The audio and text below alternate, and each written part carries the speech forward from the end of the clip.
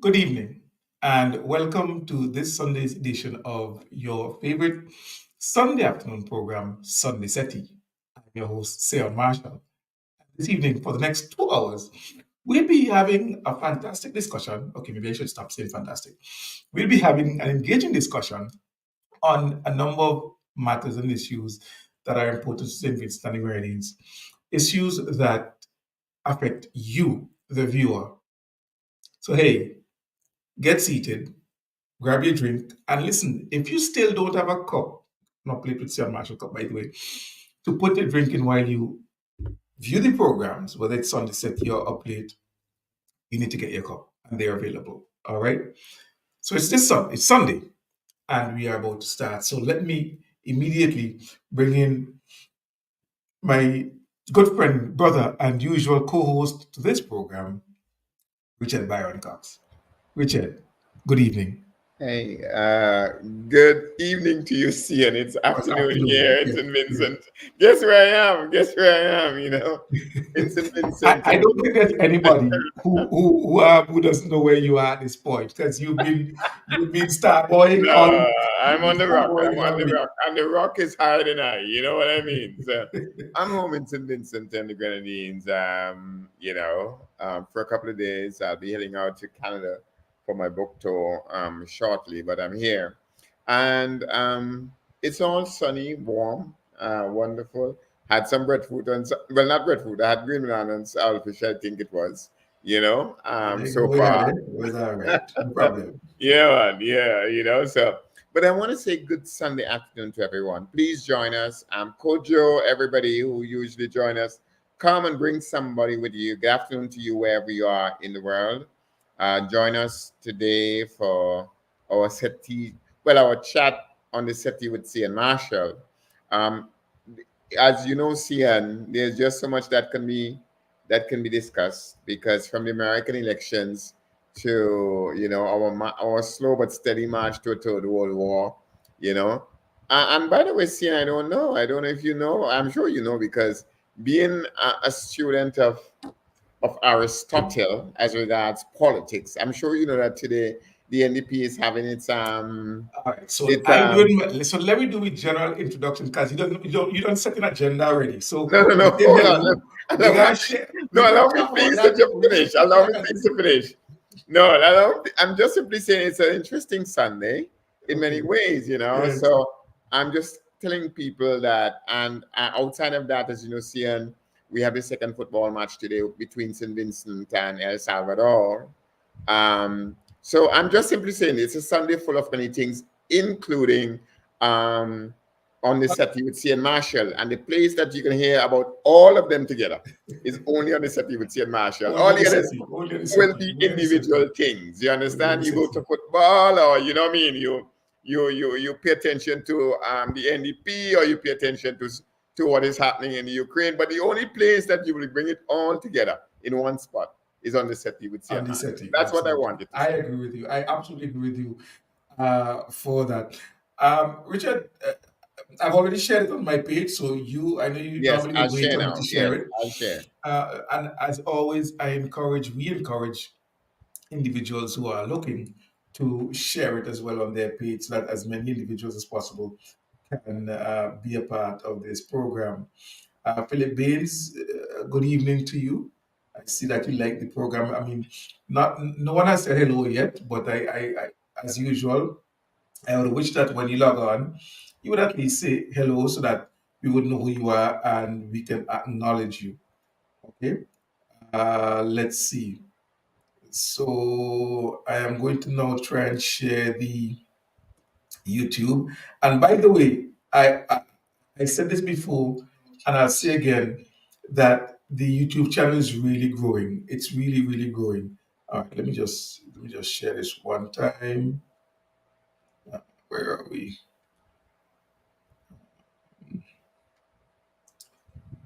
We do that. I'm sharing. So I'm sharing the YouTube channel as well as the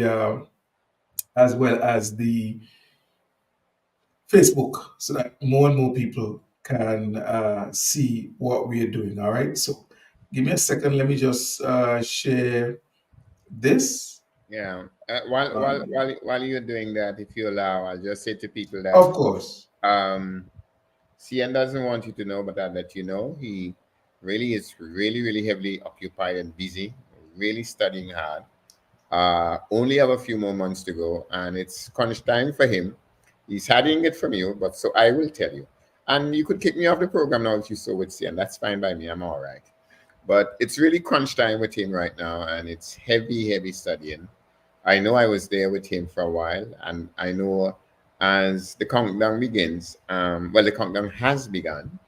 He was always on a countdown, but now we are into 10-9 going on, right? He was always on a countdown from day one when he went to England to finish the studies. And so now he's on to 10-9 and so on.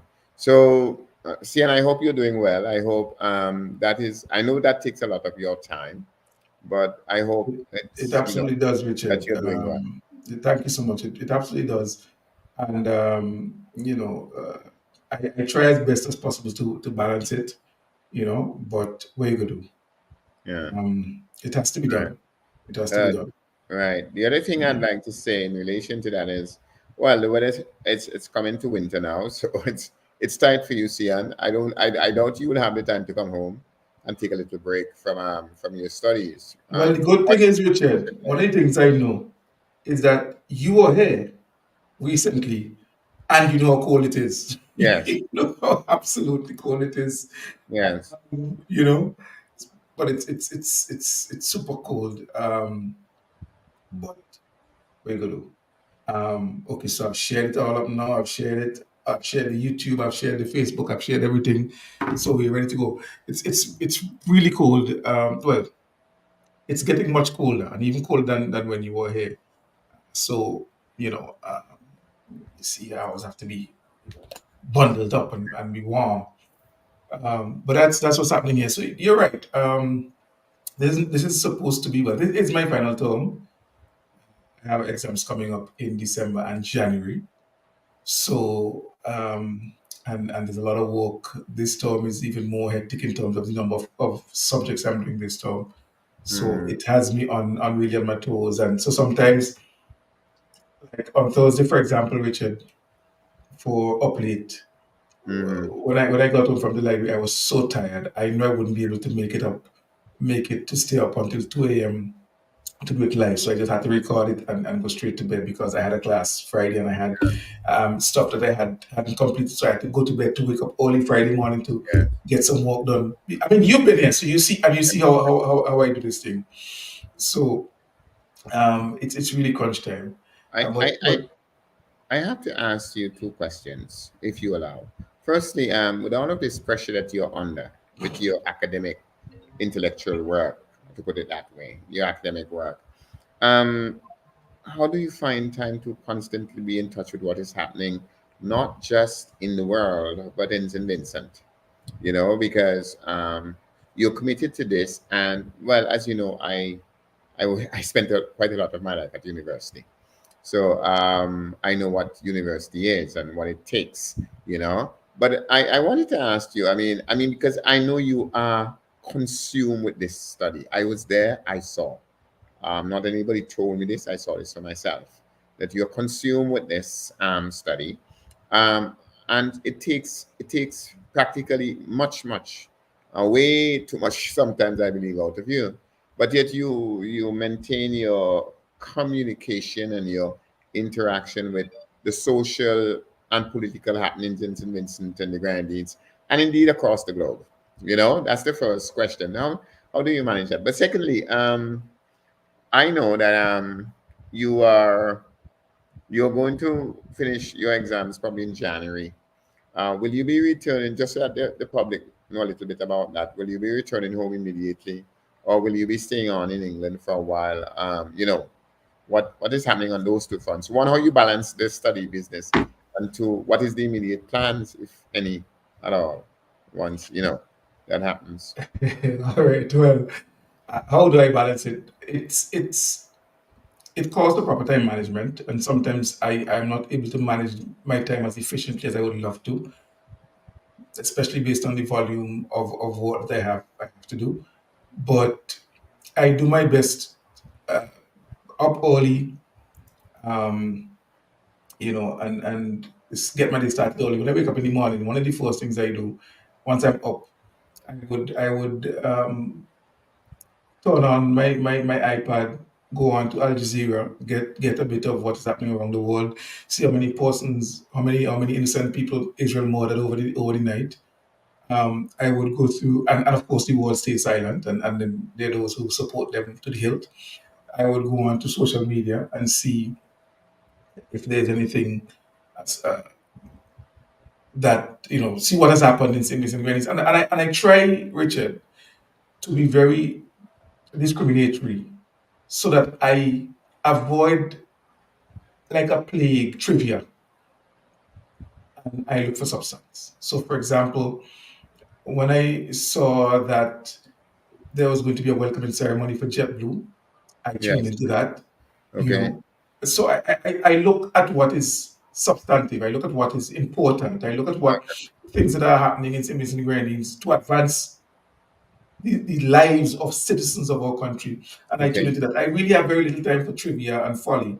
And I'm not missing a lot. I'm not as into it as Ev or as Kojo or even you, for example, who I know really locked in, because I just can't be that locked in. Half of the time I spend, quite a bit of my time at university, at the library. You know what I mean? And so Mm, it's I don't have time to really lock in as much as possible. But if I am aware of an event, for example, like the JetBlue, I made it possible. I made mm, the necessary adjustments so that I can watch that ceremony, listen to okay. the people from JetBlue, listen to PM, listen to Carlos, and so forth, and Mm, hear what the plans are.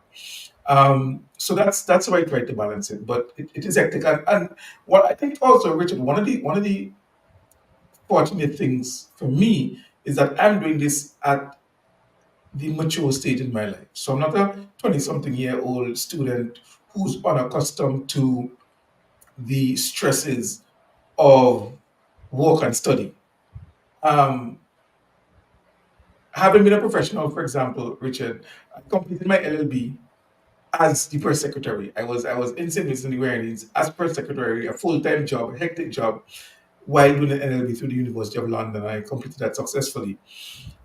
I completed my LM in climate change law and policy while a diplomat at the United Nations, with all of the work I had to do at the UN and the travel and the meetings and so forth, while at the same time doing an LLM.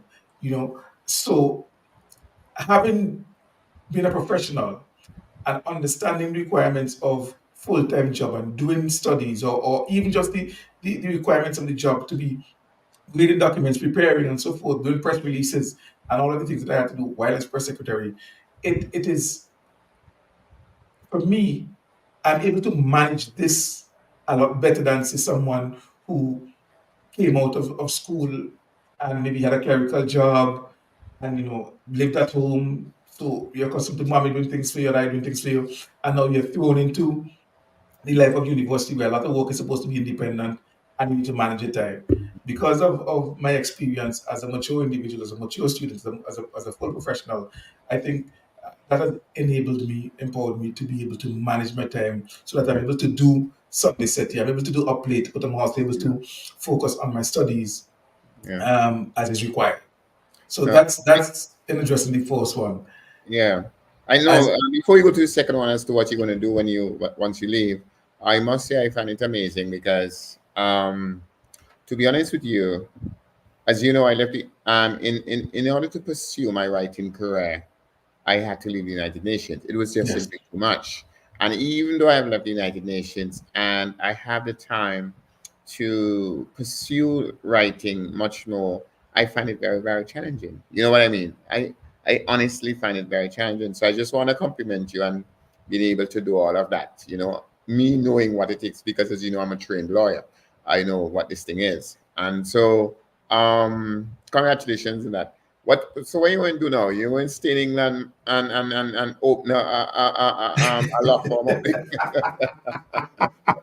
What are you going to do now? to get all of Sydney's and his pre-comes cases. Yeah. Um, First of all, a lot has to do with results, Uh-huh. because ultimately the plan is to be called to the bar of England and Wales, which will allow Yes. me to be called to the bar in St. Vincent and At the home. Grenadines. Yeah, and so on. Right. Yes. And my results for my exams that I will be doing in December, January, wouldn't be out until maybe the end of February, maybe early Okay. March. March. Okay. Um, and then I think the first call to the bar is March. Or there are three calls in up here. I think that one is in April, one is in June, July, and one is in October. Okay. Right. So the earliest opportunity I would be able to be called to the bar of England and Wales is in March, April. Okay. Once the results are favorable, then I'd have to make all of the necessary because it's a process, going through Yes. your in and so forth. I know. You have to make all of the applications and support through the in for the Okay. call in March. And Okay. so logically it would suggest that Mm-hmm. um, I would probably be here until that call. If Okay. if if I'm unable to get things done in time for the call in April, then I may have to come home and then return in June, July Okay. for that call because it's Okay. expensive. I won't be able to live in England because I'm not working. I have no source of income, and England is not cheap. Yeah. So a lot of it has to do with what happens Yeah. With between those now and circumstances. yes, With with those those circumstances, circumstances. absolutely. And I once think things fall into place, then yes. before we go into the program, just want to say that our brother and friend McGregor Lance Ellis says you have no choice. You have to come home because you are his lawyer, so you already have your clientele Well, well, well, being well. developed without I'm not just him even trying. because So, Coach I on the other hand says that well he will fall asleep next time in Vinci, well, So I don't know what that means. Richard, you know Kojo Kata. The last person that will falling asleep is Kojo. You The know, so last but person. that's what Coach Richard, said. But Richard, as I said, you and I and Kojo have lied. And the last person to talk about falling asleep is Kojo Mason. And that's all I would say. And the but driver. yeah. Okay. Okay. All right. And I just want to answer to McGregor Lance Ellis as regards my dates for Canada. I will be arriving in Canada on the 17th in the evening, which is Thursday, I think. And I'll be there until the 5th of November as regards my book tour. So just to answer that. So yes, Ian, as I said And as on you this. mentioned McGregor and Kojo, let's also say hello to the others. Jill, my sister, has said hi on. She's logged on. So there's Jill, there's McGregor, and there's Kojo, who are all logged on. Thank you so much for logging on and thank you for sharing the program as always. And Richard, I would also add to this that I don't think McGregor is the only client I would have. Since you and Jomo fall out, I don't expect Jomo to be a lawyer anymore. So I expect I to be a lawyer too. The idea that me and Joe will fall out that Yeah, means yeah, yeah, at yeah. one point or the You and other. Jomo have big I basa. don't know that. You and Jomo have big But basa. So no, I but expect to of be a course, lawyer. I mean, once you enter the legal profession, you enter with a name, and the world know who you are as regards St. Vincent and the Grenadines. McGregor was also asking when you can practice in England as well as SVG. Yes, once you're called to the bar of England and Wales, you can practice in both places. When you come home to St. Vincent, it's just a formality, but you have to be called to the bar. But it is a formality, generally speaking, before you're allowed to practice. Okay, Actually, so McGregor, I also will be able to practice in quite a number of Commonwealth countries. So including okay, Canada, Australia, New Zealand, a host right, of African countries, a number of other Caribbean countries. yeah, I'd have to be called to the bar, do something separate for St. Kitts and Nevis. yeah, I know, but there being called to the bar of England and Wales does open up opportunities within the Commonwealth, for within the example, comfort, exactly, and also um, almost any jurisdiction that's a common law jurisdiction, doing their bar would not be much of a challenge either. So, for example, if I wanted to do the New York State bar, I just have to come study for it and do the bar, and I'll be fine. right, okay. So now, Hey, Sia, look, Tammy, now I like to Tammy. Tammy, that good evening, and man, welcome. allow me, no man, Jesus, you have to jump the gun, so the boss. Hold on, I'm You have to hosting. do it. Hold on, Tommy, I my was saying, hey, girlfriend, hey, Tommy, I was listen to saying, me. let me fly Tommy, boys. listen to me. Hey, wait, let me fly Tommy, boys. I listen might to take me. it up. I might change. I might You change. know, Tommy, listen to me. How you doing, my love? I hope you're good. Good afternoon to everybody. I just want to ask everybody before CN begins the program and get into the discussion. Please share, and ask others to share. I ask everybody who's listening to us to show up on the live. We will say hi, hello, and things like that. But also, if you have a particular question on the subjects that CN would Always, raise yes, today, we yes, are willing yes. to answer them. You just type it in, and we will answer the question as best as we can. Yes, Tammy, it's nice to see you here. Always lovely to see you.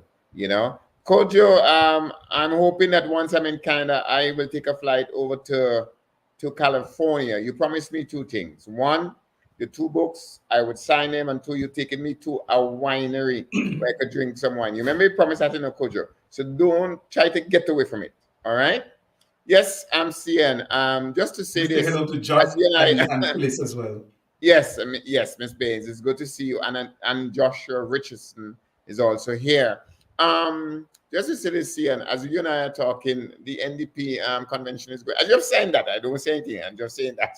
Okay, the NDP convention is going on, and while we are talking, football is being played at Annisvale, and football will be played under the lights. International football for the second time in a week because it was held there earlier this week. Hold So on, hold on. international football. Just to clarify, Richard, you're saying that international football, including El Salvador, is being played by the nothing that was done in 20 years?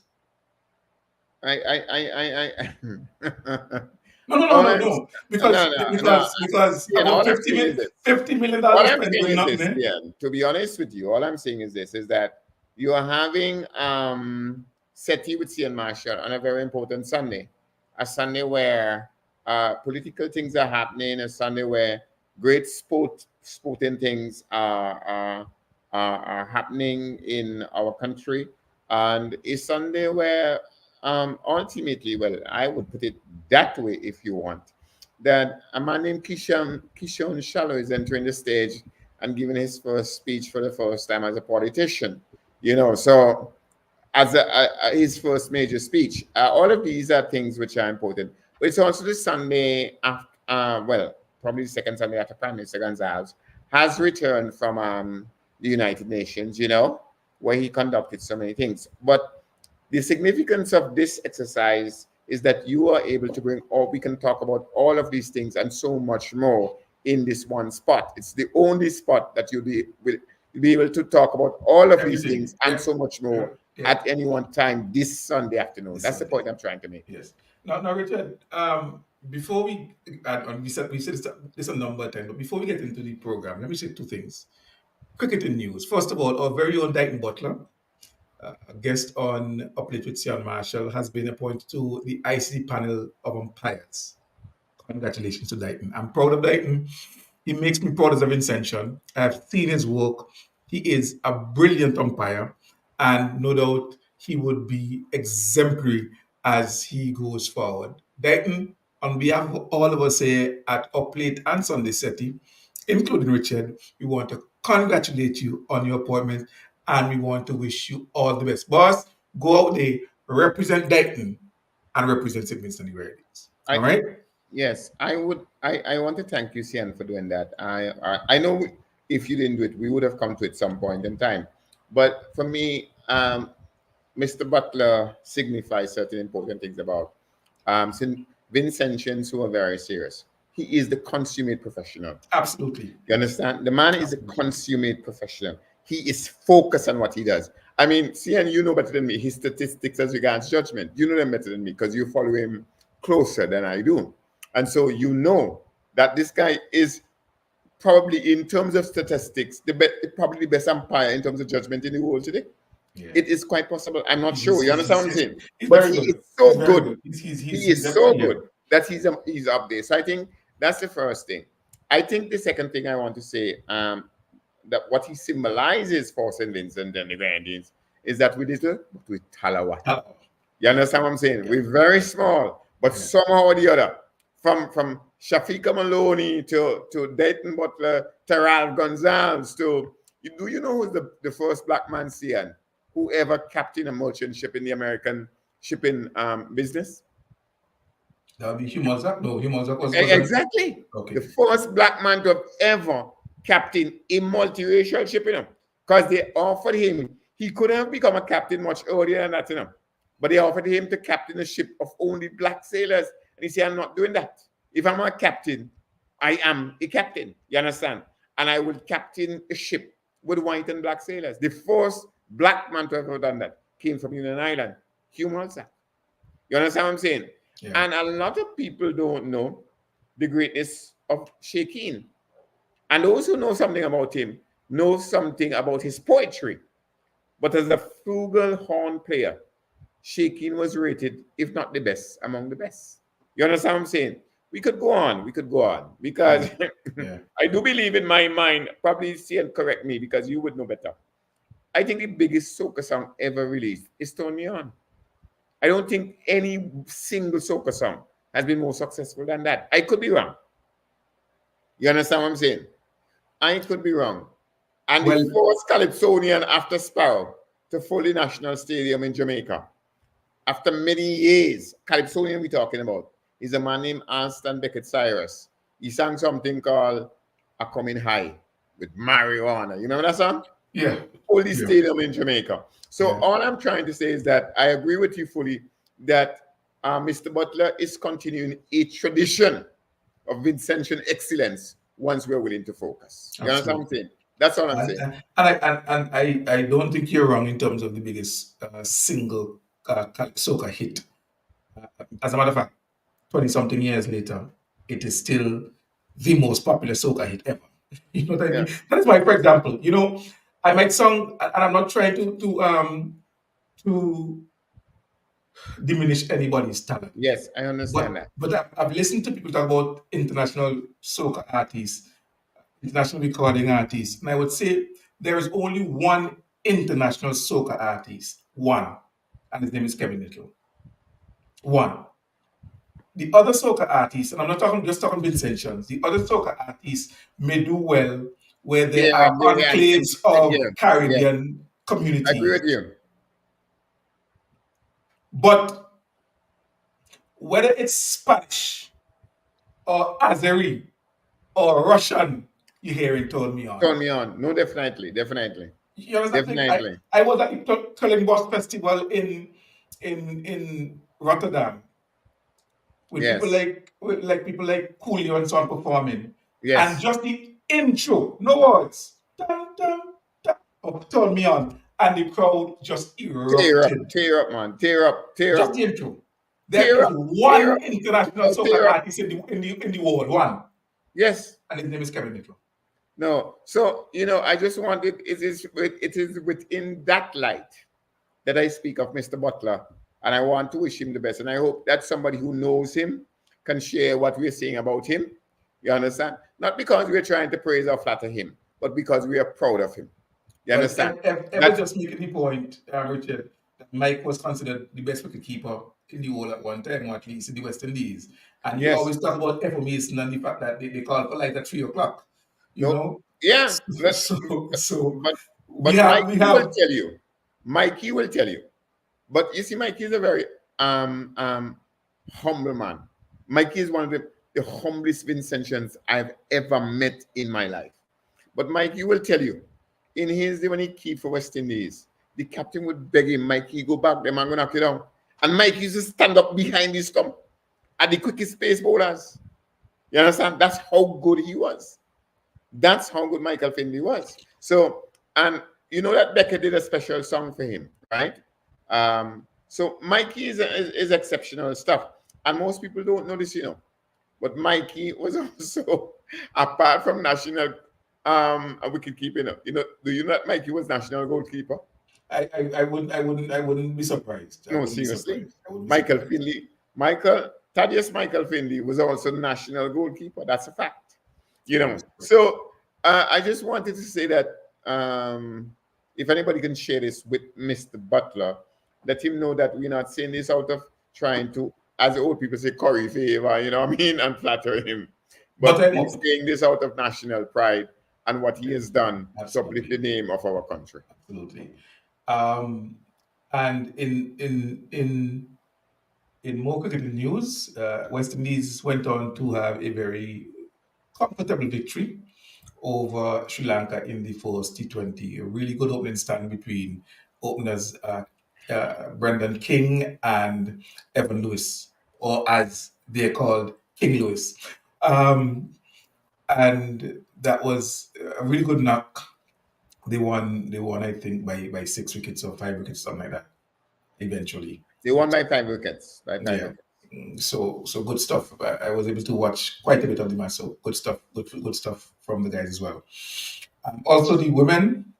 I think they're second in their group now. They play, I believe, England on Tuesday, uh, Yes. but they've already qualified. Hopefully, Yes. though, I would love them to beat England, but that's another story. So now we can get into some of the matters that I want us to look at this evening. Richard, you talked about the politics Yes. that is happening. But before we even get there, you were last home, I believe, in Carnival. Yeah, that's when I Right. was last home. Yes. You're home now. Yes.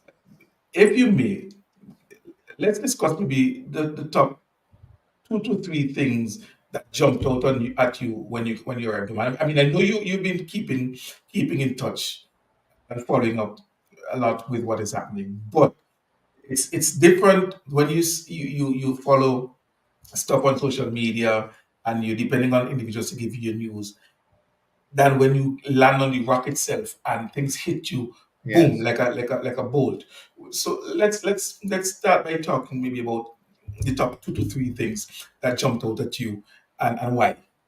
Well, actually, what jumped out at me happened to me before I landed in St. Vincent, before I actually reached home.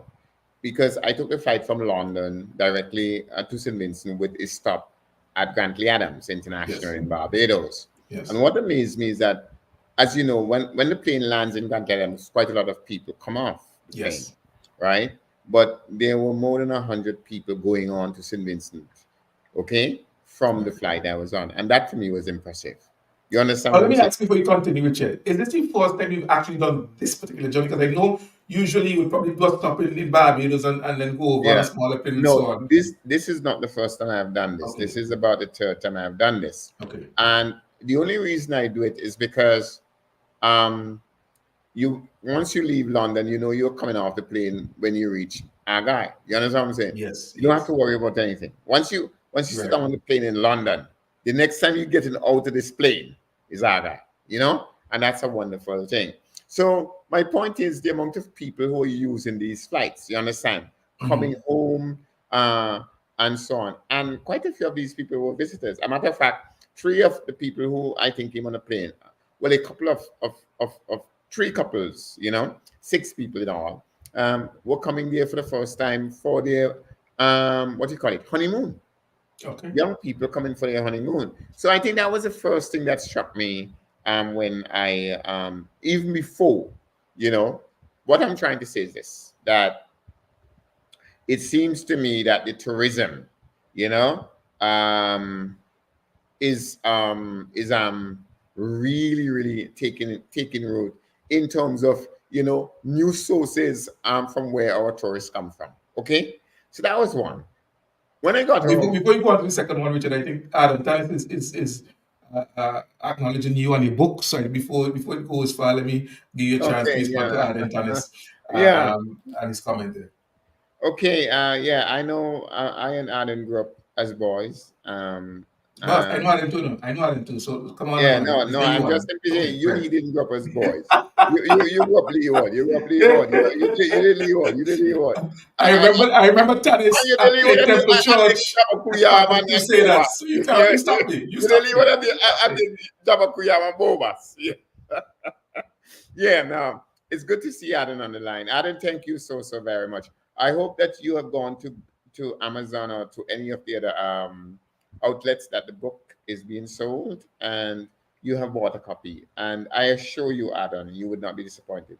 It is a tremendous book. I didn't say that. The world says that. And Cian, by the way, I sent you a video. Did There's you no hear? video. There's no video. Whatever you did, you didn't do it properly. There's nothing there. Oh yeah. Yeah, we'll talk to you about Okay, I'll it. send it back. I'll send it back. Okay. But thank you very much, Alan. So the second thing, if we could move on to the second thing that struck me, Yes, yes. Cian, is this. I know St. Vincent has been seriously attacked, and savagely attacked by Beryl. You understand what I'm saying? And so when I came home, I I didn't expect the amount of calm and quiet. You know what I mean? It's as if nothing had happened. You understand what I'm saying? The society is running as if nothing has happened.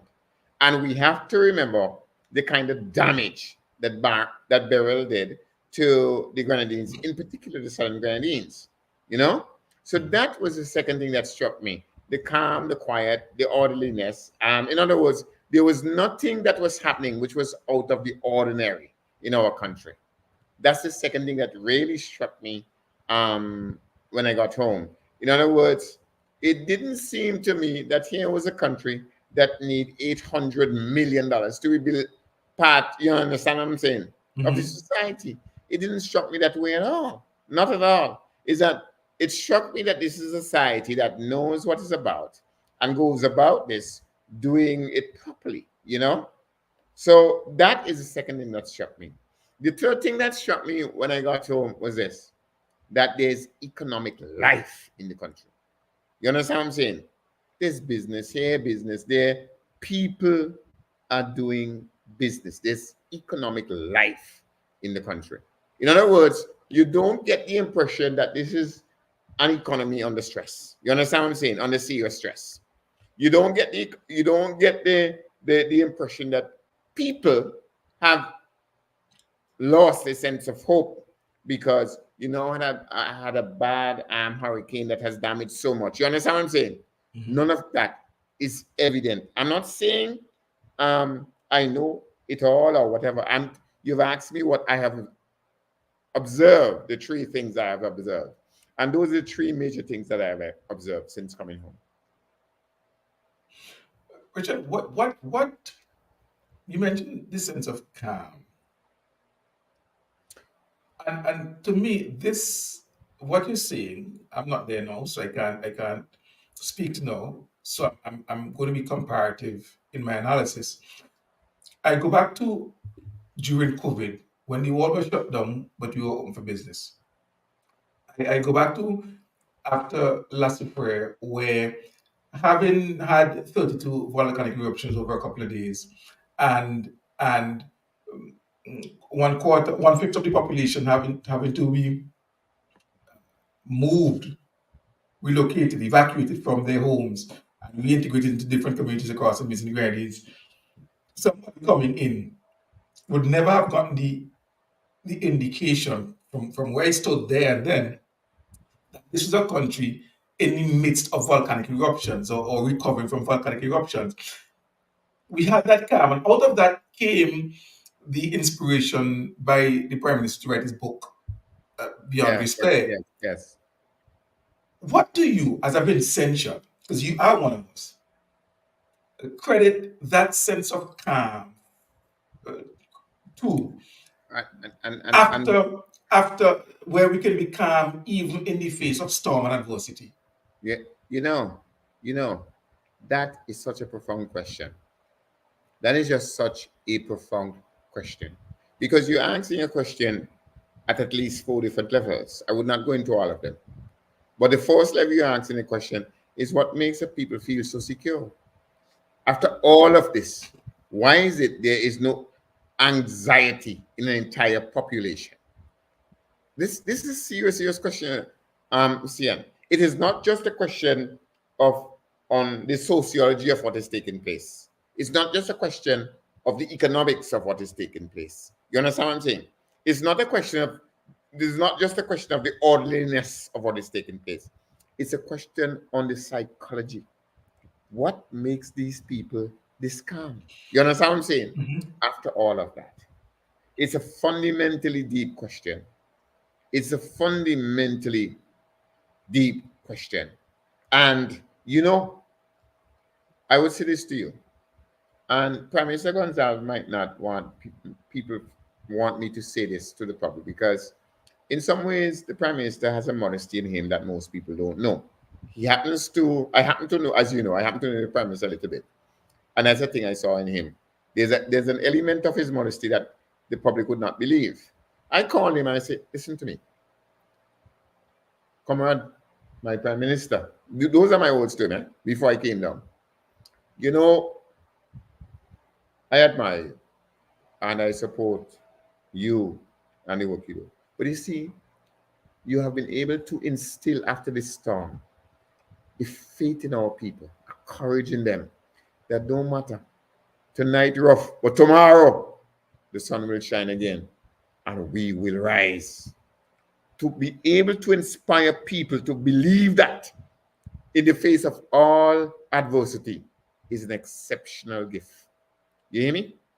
It's an exceptional gift because I can assure you, the people I meet all around me, you know me. See, and I don't lie much because you're not here. When you're here, if I go in here, you say, well, there we go. Say, man, you want me to lie? I'm not going to lie, Sian. I am not going to do it.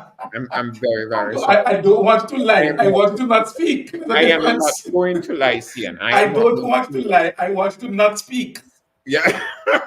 There's a difference. But thanks to our common brother and friend Anthony Denny, for Yes. example, I went to the football with him, right? Earlier this week. So I get out a little bit, and things like that. And I can assure you that somehow or the other, there is no doubt in the public at large that we are going to handle this. Matter of fact, I haven't even those enemies of Ralph. I have not heard a single person doubt we will rebuild this and we will rebuild this better than it was before. You understand what I'm saying? Yeah. And I think that has to do with a leadership that inspires courage in people. Mm. I think that has to do with a leadership that inspires belief in self, you know? And I also believe that this is so because people can see that immediately after the storm, with all the damage, in every second of the day, something is being rebuilt. You understand what I'm saying? Something is being replaced every second of the day. And they can see that. And I believe those things are important. The other thing is this, though, to be honest with you. I think there is, not in all of us, but in many of us, a sense that, look, we need unity to at least rebuild. You understand what I'm saying? Okay. That we don't divide That's ourselves. important. I That's think quite a important. few people have that sense. CN, I know you're not going to like what I'm going to say, but I'm going to say this because you didn't ask me, right? But I think it should be said. Is there any disappointment I felt since I came home? Because you asked me about things that struck me. You Yes. understand what I'm Yes. saying, Well. right? So what jumped out at you? So it could have been positive or Right. negative. And one of That's the fine. things that I do believe, Sian, you might not share my view on this, but I think the church should do more. The church should do more, in terms of inspiring the people, in terms of contributing to this process, in terms of calling on the people to join hands, and let us do this together, regardless of politics or whatever else. That is my only disappointment. I think the church could do a little bit more. I mean, I could be wrong, but I'm telling you my opinion. So here's how I respond to that, Richard. A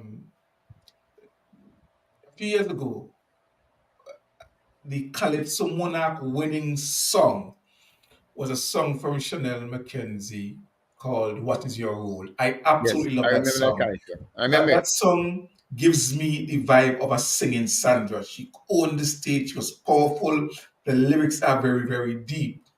And in that song, she questioned the role of the church. And I'm not necessarily against her at all because we all question the role of the church. Yes, But at the same time, the church is a composite of families, of individuals. And if individuals are not gravitating to the church, then the impact of the church is lessened. And yes, so I think that's fundamentally the problem that we have. If the pews of the church are are empty, then its impact will be less because the impact of the church is felt by through the individuals, the families who attend church. So it Mm. is seen in the way they train their children. It is seen in the way people behave in the street. It is seen in the way people behave one to another. Because Mm. those are the principles that should be taught in church. Be ye kind one to another and so forth. You know, now people may question whether or not, in fact, even those who remain are following those principles and whether or not it is the absence of the genuineness within the church that drive people out. These are all discussions that can be had and for another time. But while I agree with you that there is a space for the church to act, the reality is, who is the church? And because of the lack of attendance and the lack of real genuine belief in the principles, Christian principles taught, the effectiveness of the church has been lost. You have a day of prayer, you have a function of authority square. Look, let me tell you something, Richard. I've had this discussion with some of my Christian friends. If if there is a show with Beanie Man and Bunty Killer and Cartel in Georgetown, people would leave Chateaubriand to go to Georgetown that night. And Cartel is going to perform at 3 o'clock and they'll be there until the show done to go back home. It doesn't matter where the show is, they will go. If if Christians, the faith people, if there's a program put on by Christians in Calicut, Christians in Camden Park would find it inconvenient to go all the way to Calicut. Christianity now has become about something about convenience. And if it is inconvenient, what you're preaching to me is inconvenient. I like it, so I'm coming back. What you want me to do is inconvenient. I ain't doing it. You want me to come to church 3 times a week? No, no, no. I walk ahead this and that's inconvenient. So I ain't playing with that and so on. The convenience of Christianity has led to the ineffectiveness of it because it is just too inconvenient for people. And so I think the church really has to assess its role, assess where it's at, and do a real deep search because there is a space for the church in our society. As a matter of fact, I believe it is the departure from the principles of Christianity. And I'm not necessarily talking about denomination, but those basic principles of kindness, of faith and love and so forth, that having departed from those, our society is where it is. So absolutely, I agree with you that there's so much more that the church can do. Absolutely agree with you on that. All right. Well, before I go on, let me just say good afternoon to Isil. Yes, I said good Good evening that to you're you. watching. Could you share Miss And Lydia Pope Lydia, is good evening, also, Lydia, as yes, well. Miss Lydia Pope is online. And interesting, she writes this. We know we are in good hands with Dr. Gonzalez. Well, You know, Father Cabinet said that as well. right? So I just want to say, please, I ask all of you to share um, on the Settie with C and Marshall this Sunday. The Settie is always a good place to Always. be on Sunday. Cian, if you allow me, I,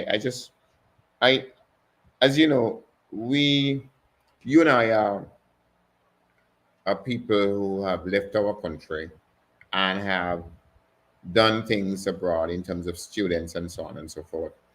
And the rigmarole of doing all of that in terms of travel sometimes have been more than a nightmare for us. What happened to you when you heard about JetBlue? Tell me what happened to you. And I know you Well, like cheap things because you just want to travel cheap. You don't want to pay. well, I'm, Yeah. I'm glad you mentioned that because I remember one time, Richard, traveling from Fort Lauderdale to Barbados on Yes. JetBlue for $150 return. Oh my. Return. Yes, No, right. you just said no. See, and let's be clear. No. $150 return. A Yes, hundred JetBlue. and fifty US Yes, dollars return. yes, A absolutely, joke. A joke you meant. absolutely, A joke you meant. absolutely, A joke you meant. right. And I know, for example, having just bought tickets, that a one way JetBlue is just about 200 and something dollars, $200 there, Mm. right? Um, so I remember the days when, Richard, you would fly from St. Vincent and the Grenadines to Barbados, Uh-huh. and then from Barbados to New York on JetBlue. Yes. And your late flight from St. Vincent and the Grenadines to Barbados was just at about the same price as the JetBlue flight from Barbados to New York. Amen. Amen. Amen. I remember those days. No, you're I mean, absolutely right. No I one remember in can those dispute days you. I No was in one the can dispute UN. you. Well, they can try to dispute you, but the fact You is can. that it will be proven to be disputing a fact, and you can't I dispute was in the UN, and I would come home. And those days they had what people refer to come as the red eye flight. it. Yes. You'd Yes. leave New York at 11 p.m. or something like that, and you'd be in Barbados by about 4, half past 3, Yes. 4 o'clock. Yes. The airport Yes. they open, you just lie down outside, put on the back doors off, but you're leaving on the first year flight by 9 o'clock to head home, Yes. right? And those days, as I said, the Liat flight was almost as expensive as Mm. the As JetBlue the flight jet would fly to America. from New York. Yes. So I always longed for a cheap carrier because when you look at the cost of travel going through Miami and American or even using the Uh-huh. Clark Canal, the flights sometimes, especially in the peak times, were quite still expensive. You know what I Yes. mean? And Yes. could have been cheaper, especially when you factor in that Grenada is having cheap flights and Barbados is having cheap flights. But St. because Lucia's having cheap cheap flights. flights, but because none of the carriers are coming here, like when are we going to get our turn? So I was Exactly. absolutely pleased to see the introduction of JetBlue and also Richard. I can't like this. The reintroduction of Leah 2020 on the new ownership, new management, and so forth, promising to offer so much, and most importantly, a hub being put in St. Vincent and the Grenadines. Now, one of the challenges I have with the discussions that are happening in St. Vincent and Grenadines, and this is where I started with you, Richard, is the trivia Mm-hmm. that is portrayed as the main event. And there's not enough analysis and discussion on the significant events that would impact Vincentians' lives and how they would. Look, it irks me, really irks me significantly, terribly, when I hear individuals at home, whether on social media or wherever, try to talk about or talk about, insist on cost of living in St. Vincent and the Grenadines and cost of living and money can't buy this and money can't buy that. A suggestion that somehow that is something that is unique to St. Vincent and the Grenadines Mm. and and a direct result and consequence of the mismanagement of the government, and that somehow a new administration We'll do better. would fix it. You know, That is the biggest load of dishonesty and hypocrisy that passes for discussion in St. Grenadines. That annoys me because you're doing the Vincentian public an you know, injustice.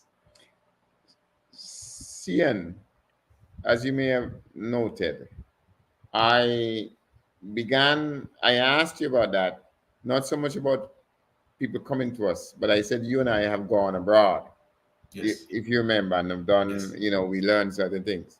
My point is this: there are two benefits to it. It's bringing people to us, but allowing us to leave cheaply and visit other places yes, and learn things. That, you yes, understand what I'm saying? yeah, See other cultures and so on. And therefore, and do this at a cheaper rate, and therefore be able to sort of educate ourselves broadly, as regards life in other places and how people see other things. So I think a lot of people only see people coming to us, but we going abroad at a cheaper rate. You understand? It is something I think that most people miss. Coach was telling us that it costs him 1,000 more when he comes home. Kojo, you don't want to see my travel bills. I don't think you want to see my travel bills, Sion, you Well, know. I mean, Europe but is, you know.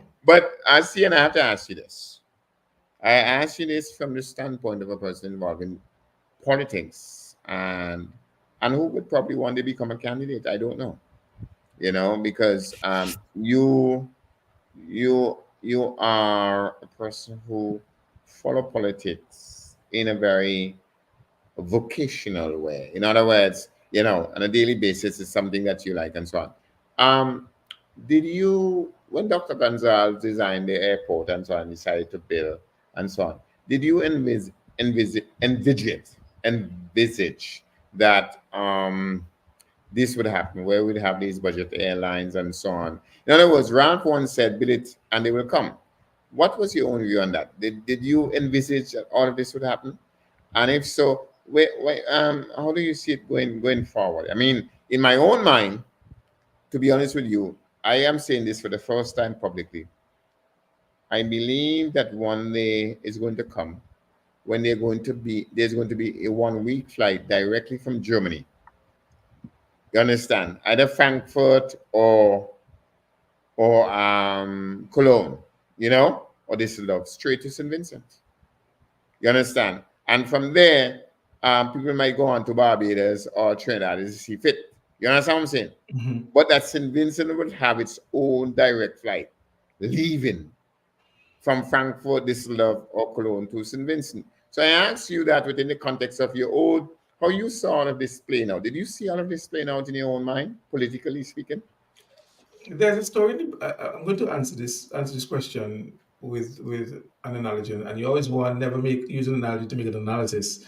But Mm. you know what? You only with Americans. I can do whatever I want to. Plus, this is my thing. Uh, you know, there's a story in the Bible. I believe it's the story of Abraham, where he was told. The story says that he was told by God, "Look, take up your bag and so on, and go to a place that I will show you." Mm. And he just started to walk. He didn't know where, he didn't know for how long. Mm. He just knew that, listen, start walking. I am going to show And you this yeah. place. Mm. Keep walking. When you get there, I will tell you. Mm. And so to make that relevant, when Dr. Gonzalez announced the idea of an airport, first of all, Richard, I want us to understand that this had never been tried, Mm-hmm. and it was hence hitherto. Before that, it was deemed as impossible. Mm. We've looked at different options, and it's not Yes. possible. The most we could do is probably extend Annisbit, right? So when the idea of an international airport came up, and the idea of Annisbit or Argyle was Mm. floated, and you actually saw things happening. I mean, you and I walked, Richard, Yes. from Kingstown to the To site, Aga. and caught the Yes. foot and so forth in the shoes because of bar shoes, Yes. and the shoes were too small. Yes. You know, Yes. you know, people say it makes his body shiver. It's like, wow, is this really for real? Boy, we really going to get airport? Those were my initial thoughts. Okay. And so I thought, well, boy, I guess I'll just wait and see. It wasn't that this definitely will happen. As you know, in as much as I was back then involved in, I wasn't so much involved in politics, but I listened to radio and so forth, and I was, to some extent, after 2008, 2009, 2010, I got a bit more involved and so forth in radio. Mm. Um, but in 2008 and so forth, when things started, I was like, boy, I will watch and see how this will unfold. I will watch and see how this will unfold. And bit by bit, things happen. Now, what started to turn me Mm. to a believer was the fact that with every obstacle that popped up, there seemed to be a credible plan to get us past it. That for me was one of the first things that made me say, like no boy, like comrade really plan to complete this thing. Because you remember the first thing was we were going to build. It's not going to cost us any money because we had the coalition really willing. And then boom. the craft. So the coalition of the willing became the coalition of the kind of willing but are weak, right? The coalition of the willing but weak. Because now they had their own domestic problems. And so things were crafted. Okay, we ain't go at that. Okay, then we will tap into this. And a plan came. And a plan came. And it was noticeable Uh-huh. that while you had, on the one hand, a government saying, okay, these are the challenges we're having, this is how we're going to overcome them, and this is what is going to cost us, this is the opportunity cost of the interventions that we are putting forward. On the other hand, you had, what you're forcing for the airport for? You bankrupt in the country, we got to pay the debt. And I kept saying to myself, but hold on, if I married a woman and we have children, and I take a mortgage, and my children want to put my face up and tell me, why build this big house for? Because when I leave, I give them after I did it, them going to be left with the mortgage. Then I'll write them up, well, because I am grateful. After all, is you are leaving the house for? So what if No, you have a I little understand. mortgage? Mm. You know what I mean? So Yeah, so you get your saw the point. difference, you saw the difference in attitudes towards the airport. One Mm. attitude was, we're having some challenges based on the extant circumstances, but this is how we are dealing with it. And the other was, well, I know what they're doing. All they want to be put, all they are champagne taste and Maui packet. How does that help? So for me, that was where I started to believe. And then as I became closer to the government and I saw the inner workings of it more closely, I realized there's a plan, but most importantly, there is a determination to have it done. Mm. And seeing it done the way it was done, Uh-huh. and the strides, the pace with which it has gathered steam. So now Mm-hmm. we have a direct flight from Canada, from New York, from Miami, from London, and with more to come. Because of that gateway, so many things have happened as a result. You know, of Sandals and Maya and Holiday Inn and so forth happening. And like you mentioned earlier, the generation of activity, business in the country, I am even more convinced and grateful now that that attitude of the government persisted, ignoring all of this side talk, so that now we have something that we can be proud of. And this is the discussion that I want Vincent to have. But too often, there's so much trivia. When, for example, you hear the MP for West Kingston say that up to this day, they have not given us a reason for building that airport. It's just for political purposes, political mileage. Did anybody really hear that? And how does that pass? How do we allow individuals to get away with that? How do we allow people to get away with that? So when I look now at everything that has happened and continues to happen as a result of the airport, both in terms of traffic in, opportunities out, and also its impact, overall impact on the economy, man, listen to me.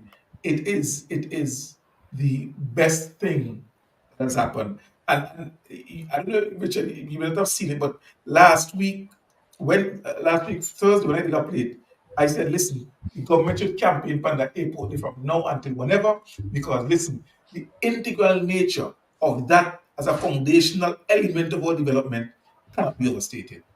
All right. Great. Just to be sure, it therefore mean that based on your own understanding of things, you're not surprised that JetBlue came and that more will be coming. You're I'm not not surprised by surprised. that. I'm not surprised. I'm not Okay, surprised. that's No, that I'm not that that surprised. was my point. I'm not surprised at Now, all. now, I know you have your own agenda set and so on. So I I humbly ask you one more question, if you allow, just one, if you allow, please. You know, I want to ask you one more question, and that question has to do with um, what is happening as I and you speak right now. Um, as you know, Dr. Kishon Shallow Kishore, has O-R-E, Kishore. Okay, sure, right. Yes. I don't know Dr. Shallow at all. I've never met Dr. Shallow in person, and I don't know of him in any particular way. And that's the truth. But I suppose Dr. Shallow is from your area, and you would know. Well, I'm assuming I could be very very wrong. That you know something about Dr. Shallow. But he has been endorsed earlier today publicly at the NDP convention as the new candidate to contest the North Leeward seat, which is where you're from. Okay, you're a Chateau man, and I hope you are a proud Chateau man because me from Chateau, but I'm a proud Chateau man. You understand? I ain't from Chateau, but well, you know my story in Chateau. I don't Yes, tell yes. anybody about it in I know Chateau. you have the story. I know you have the story. Right? But you're a Chateau man, you're from North Leeward. And Dr. Shallow is a new face, a young face within politics. We have about 13, 14 months before the next elections. What is your take on Dr. Shallow on politics in St. Vincent? What is your own take? I'm not asking from a party standpoint, I'm asking from the general standpoint of politics and his injection into the thing, if you understand what I mean. So what is your own view on this? Well, I know Kishore. I've known Kishore personally for 15, 16 years. I knew of him before, but when I did some work with the Ministry of Health as part of the Health Information Service, Kishore was employed there. And so we worked together. Mm-hmm. And from then we developed a pretty good friendship. So I know him. I think he's a decent guy. I like him very much. Mm-hmm. You know, he has his roots in cricket. So he was president, I think, of cricket and president of Windwards, and then moved up to become vice president of Cricket West Indies and now president. Very quiet guy, unassuming. I can't say I have not been exposed to a negative character trait of Kishore, so I will not and cannot say anything about that. He has done well academically, pursuing and achieving philosophy's highest degree, um, and so he has academic credentials. Mm-hmm. He has sporting credentials and sporting management credentials because I said he went through the ranks from local to reach to sub-regional and so forth, to the point where he's West Indies and he's as a result of being West Indies president, he's a director on the ICC. Mm-hmm. So you can't slide none of that. He's Mm-hmm. a young man, and I know he's had interest in politics for a while, and he's been quoted for a while. And for whatever reason, he sees this as the chance for him to get involved. He's from Coleshill. Oh, he's from Cozare. He's from Okay. Coleshill. His mother's a Charlotte from Coleshill. Okay. Um, you know, and I know his family in Coleshill. I know his family. As a matter of fact, I taught one of his cousins. Okay. One of his auntie, Jane, maybe his Okay. auntie. Anyway, his other auntie Eunice, who I mean, I know the family. I know the family Okay. in Yes. Coleshill, Okay. And that's precisely personally. why I'm asking you the question Right. because I know that you are Um, not Leeward man and can bring some appreciation as to who is Kishon Shallow. so you To have those so of you us have who don't know who he is, and that's you why I'm really have asking you the two question. young men, Carlos James from Chumoka and Kishore from Coleshill, who will be battling it out. Uh, Interestingly, Kishore is from the same village that Alpinal was from, which is Okay. Coleshill. Okay. And I believe Alpinal was probably the one who won the seat for more than two times. I think he Yeah. won not even three times.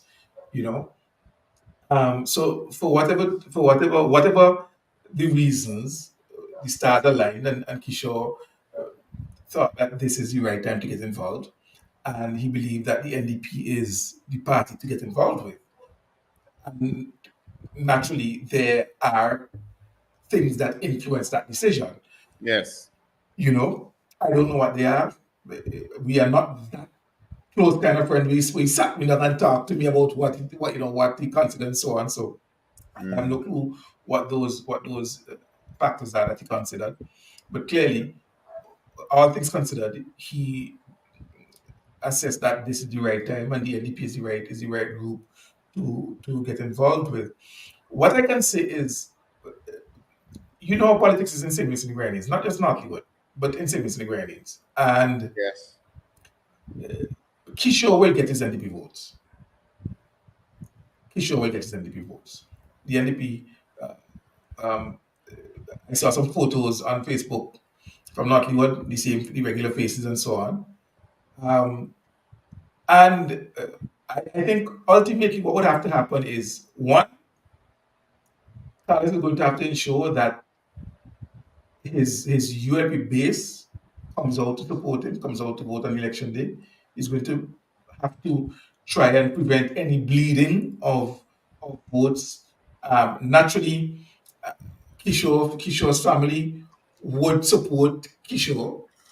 So if traditionally, for example, Kishore's family were Labour supporters, you may find that out of loyalty Yeah. to one of their own, they support him and you can't vex.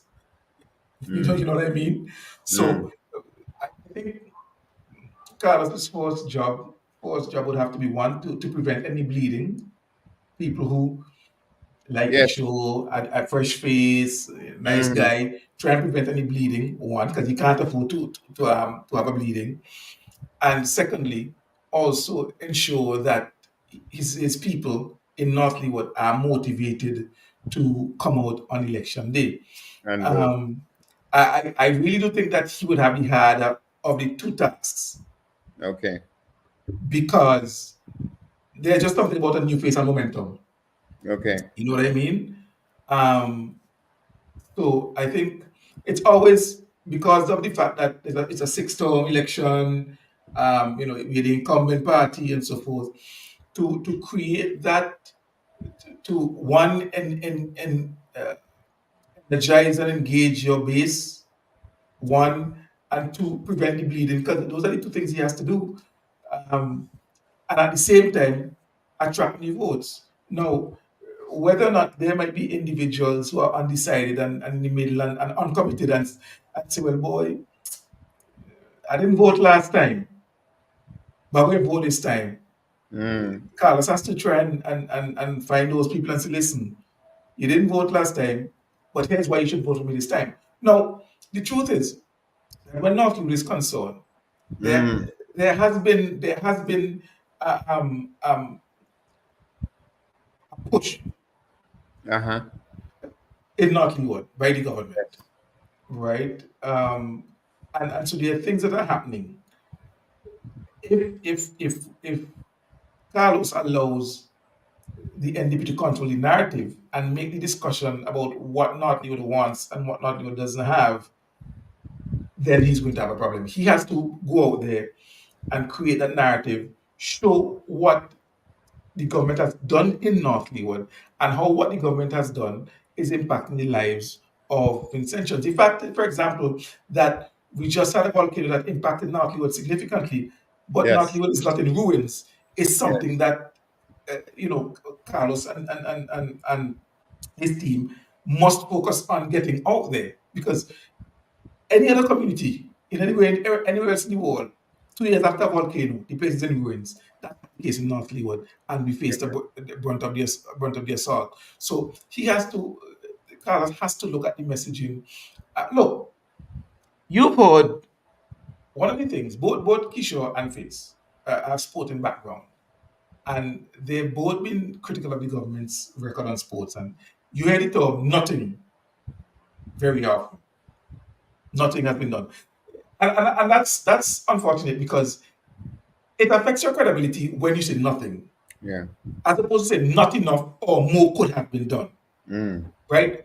Because for Kishore, for example, if Kishore is to say nothing has been done in sports, or Fitz, for example, and I could ask Fitz, when you were playing football, was there lighting on his veil? Kishore, as vice president of the IC of the cricket West Indies, were we able to have night games in Annisville? No. Do we have it now? Yes. So how is that nothing?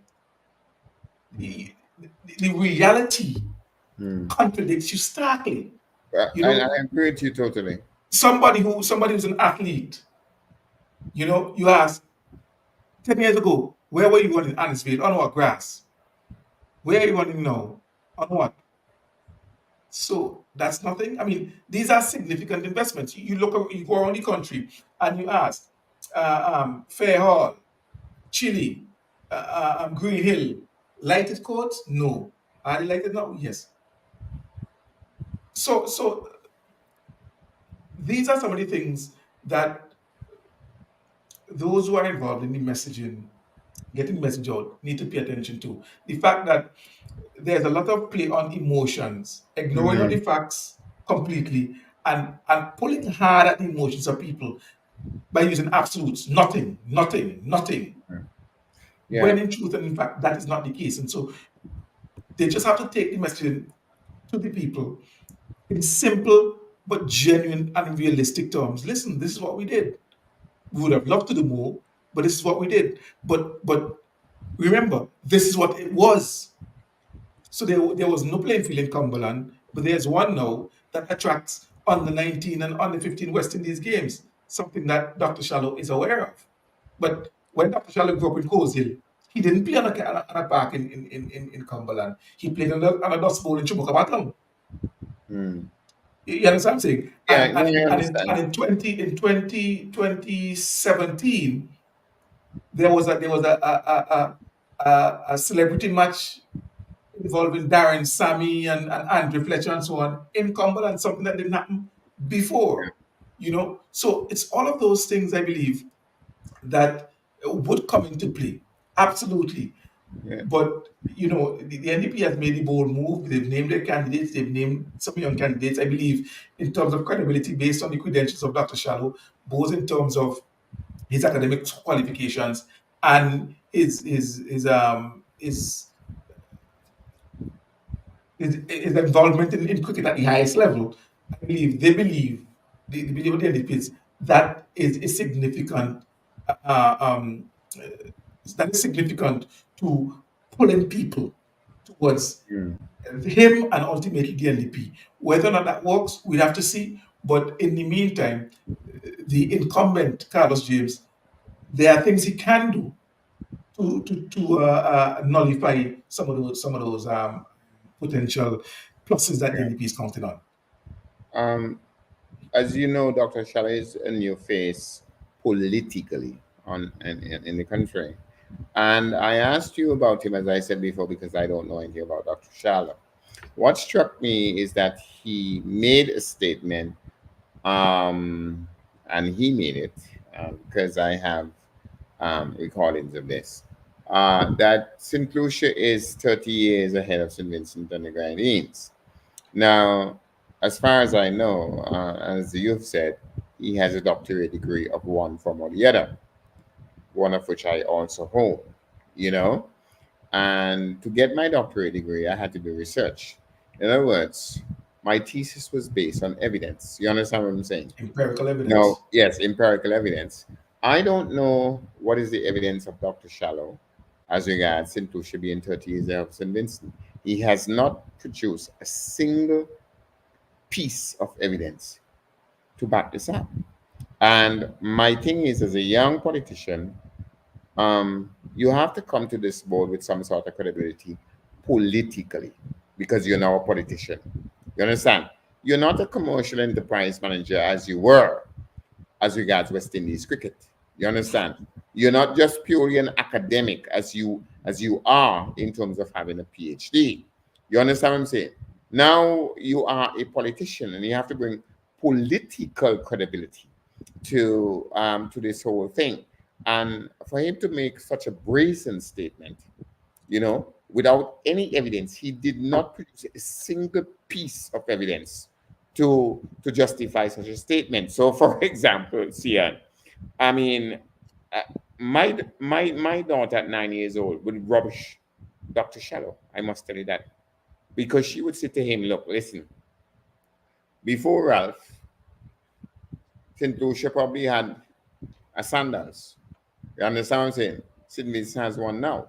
And sandals itself says that the sandals in St. Vincent is the best they have. You understand? Before Ralph Gonzalez, St. Lucia had an international airport. You understand what I'm saying? St. Vincent has one now. Okay? So um it's equal there. Before Ralph Gonzalez, St. Lucia's Human Development Index, based upon what the UNDP does, right, was far greater than St. Vincent. It is not the case now. You understand what I'm saying? Before Ralph Gonzalez, the amount of hotels, and seeing you and I know that I'm not making this up, right? Marriott, you name them. You understand what I'm saying? Okay?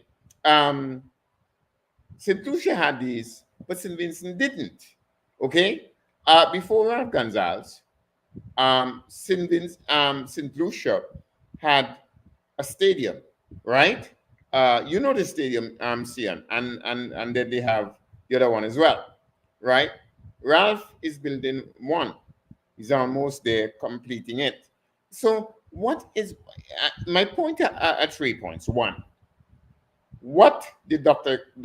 Shallow use as a student of science like myself, because he has a PhD? I assume he's a student of science. What were the facts and figures he used? What were the measurements he used? That's the first thing. Secondly, is Dr. Shallow being responsible when he speaks that way without producing any evidence whatsoever? You understand what I'm saying? Is he being responsible?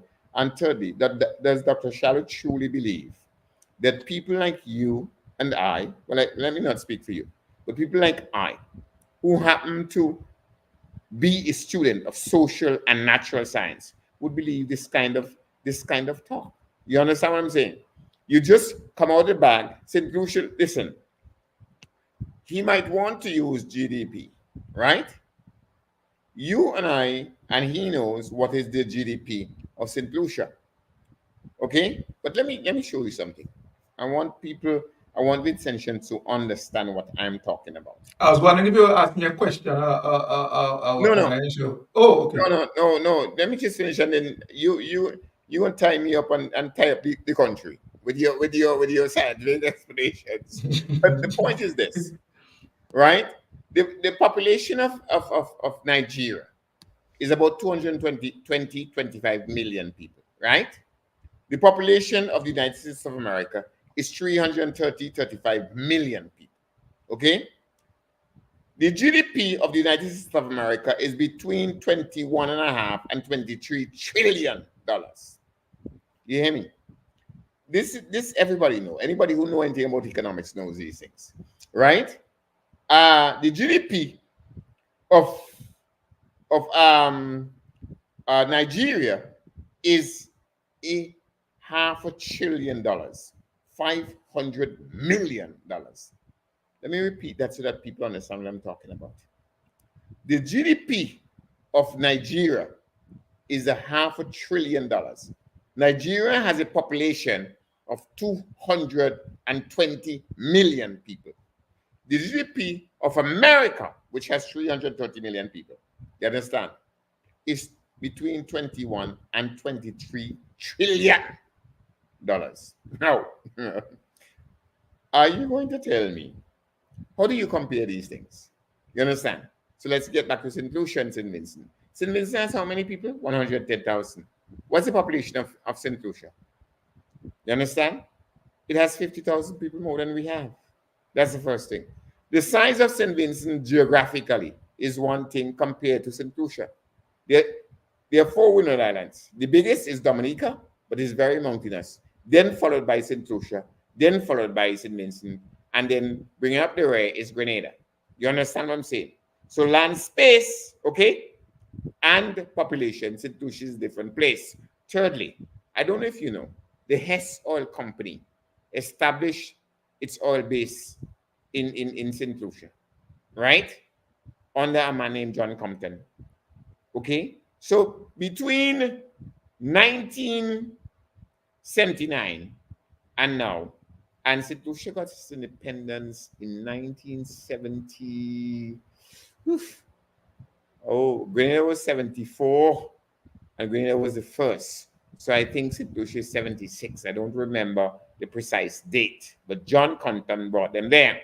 And when you look at those periods, okay, um, and you say to me that St. Lucia is 30 years ahead of St. Vincent and the Grenadines, I ask two questions. What what matrix are you using? And secondly, what are your facts? And I must say that Dr. Shella has produced neither of them. I don't know if he has produced them and you saw them. If you have seen them, then please let us know. But he has produced neither of them. Well, as for this, Richard, now you started off by speaking, by addressing the fact that Kishore is not known politically because you do not necessarily know him. Uh, that may not be a bad thing for him. And I wouldn't make too much of that because prior to 2020, Orlando Brewster wasn't known politically either, but she was the hottest thing on the ULP ticket. The point I'm making is that, and you know this, Richard, based on our political dynamics, you don't have to be a popular political person. You just need to be a popular person or a known person in the community, whether it's for community work or what have you. So you have people like Borgin, for example, who was in GEMS. You can go through the whole list of people. Yes, yes, yes. A good head teacher, known as a good head teacher in the community and so on, and that person can move on to politics and so on, Alpin Allen, Gully McGill, and so forth. Yes. So the fact that Kishore is not known politically is really not an issue. Uh, the fact is he got some popularity because of cricket and cricket World Cup, and based on the kind of politics that we have, that is enough, clearly, right? Um, so there's that. Now on the issue of his comments about St. Vincent and it's been 30 years behind St. Lucia, and Dr. Gonzalez responded to him. And there was this performative outrage. Oh, look, are we talking about somebody, talking about a young man, and this performative outrage, Yes. you know. And I listened to that Just and I to say, laughed. you use the correct adjective, performative. Yeah, I that's love what it that. was. That's what it I was. love that. I Performative love that. outrage, really. Performative. I love that. Because you know, you have two elected individuals. One elected by Vincent to be prime minister, that's his job. One elected by cricketing officials to be president of West Indies, that's yours. Dr. Shallow only for sponge. He criticized Dr. Gonzalez's job, the job that he has done. As an elected official, as the person elected by Vincent Jones Mhm. to manage the Mhm. economy, you've done a bad job to so much so that St. Vincent is 30 years behind. Dr. Gonzalez says, and as somebody elected to manage cricket, you've done a bad job that we can qualify for the semi-finals of the World Cup in our own backyard. You've done a bad job. West Indies is done. So instead of trying to come and fix St. Vincent, fix West Indies that you were elected to do. But if you can't fix West Indies, that still remain 30 years behind. Why you coming to St. Vincent? Yes. That's absolutely fair. And I Yes. doubt Kishore took it any more than that. You Okay. attacked Dr. Okay. Gonzalez's ability to do his job. He came back at your ability to do your job. Two elected individuals elected to pick something, Yes. Yes. right? So Yes. the performative outfit was just comical, Yes. really. And I looked at it and I just dismissed it. Okay. Now, the reality is, or rather, not the substance of the statement, that St. Vincent and the Grenadines is 30 years behind St. Lucia. I think what Dr. Shallow um, should have thought of before he made the statement was why, after 17 years in office, it took this government 16 years to build an international airport. Why, after 17 years in office, if the NDP had built an airport, we wouldn't be 30 years behind them, we would probably be 15 years behind them. They didn't. If the NDP, while in office for 17 years, had built an international airport, we would have had an international airport not 30 years after St. Lucia, but 15. But they didn't. Yes. Yes. I agree with you, Sian. You're They absolutely didn't, right. right? I agree with you. I agree with you. He's right.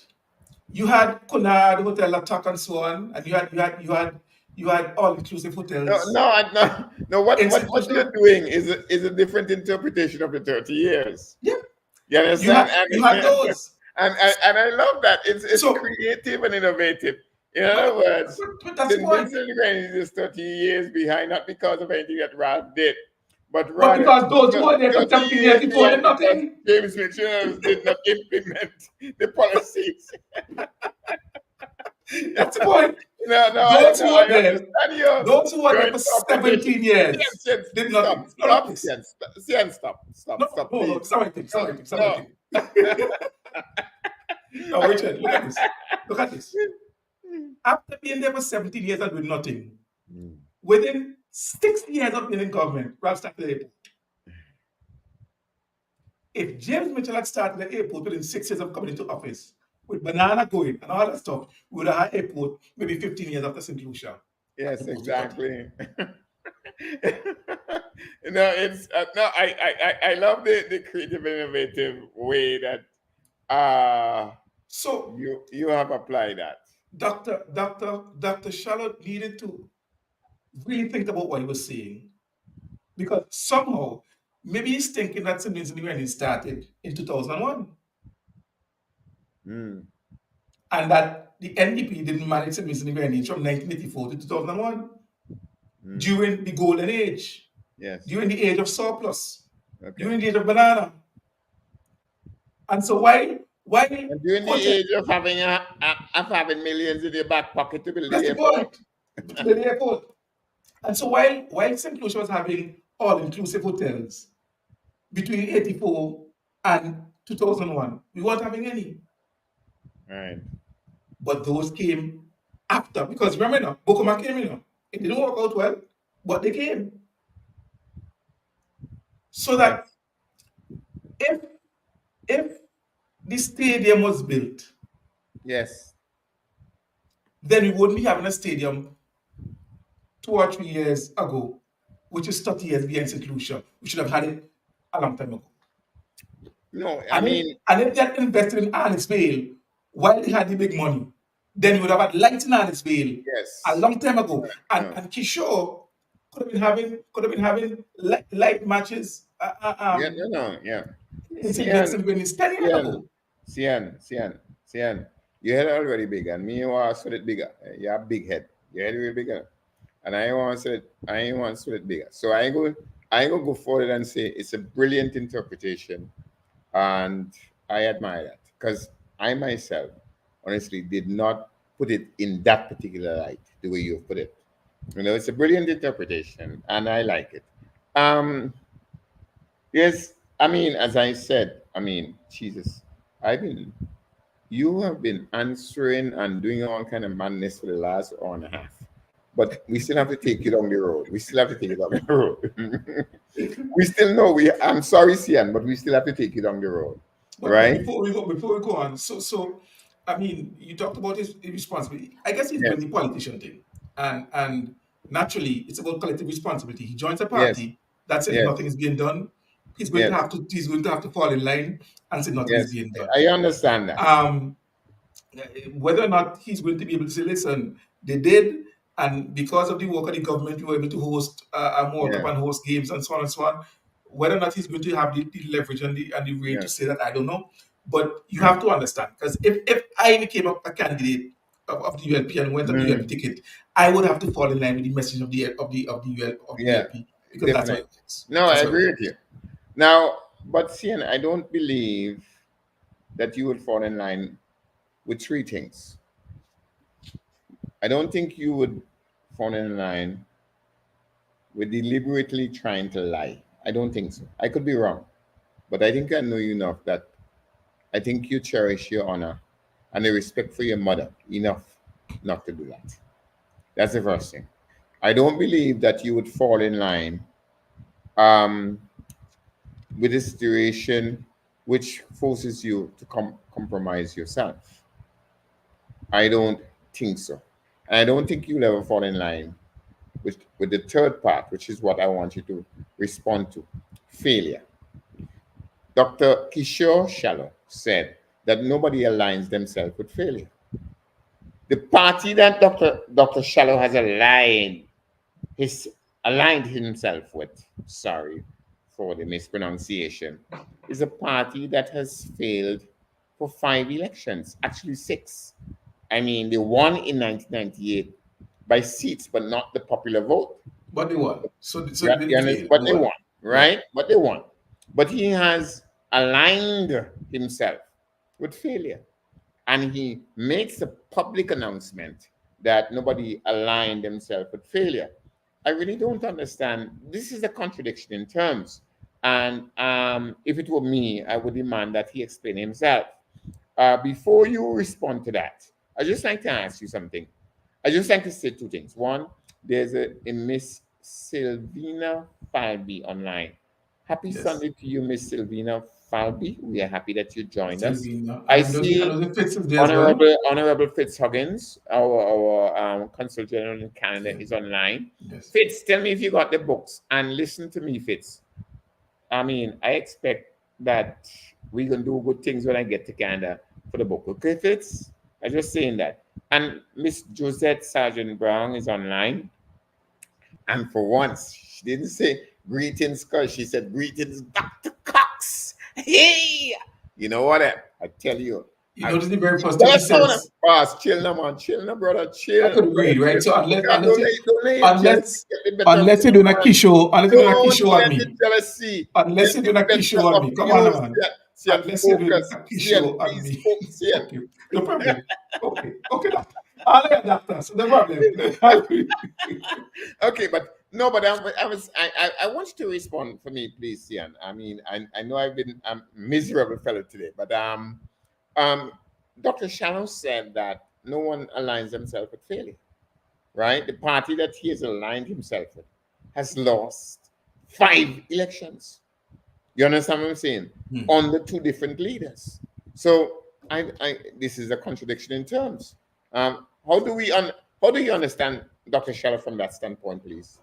I hope you're not asking me to delve into the mind of Kishore, because as I said, I mean, I know him, but we're not brethren like that. We are those in the most thoughts and so forth, you know.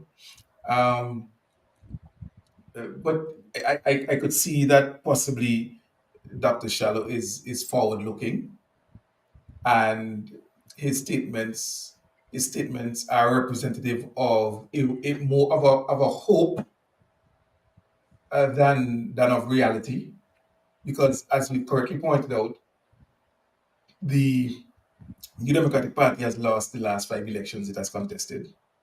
So if there is an epitome of failure, it would be the New Democratic Party. However, maybe he has embraced the fresh hope in this time of despair, and he's hoping Sian, you're that too good in the sometimes, you future, know. You're too good sometimes, eh? You're too good sometimes. can I finish what I say, please? Sir?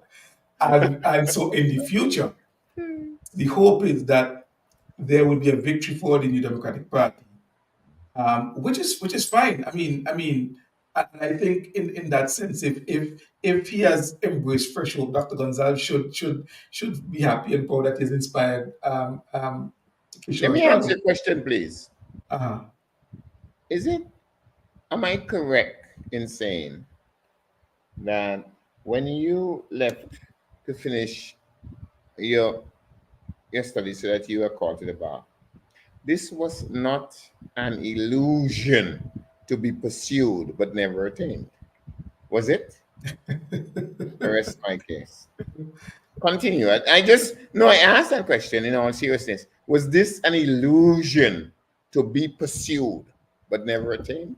Was No, it? the truth is, Richard, elections are won on the day, and Yes, I so agree with you. I will never dismiss uh, anyone's hopes in attaining victory on the day.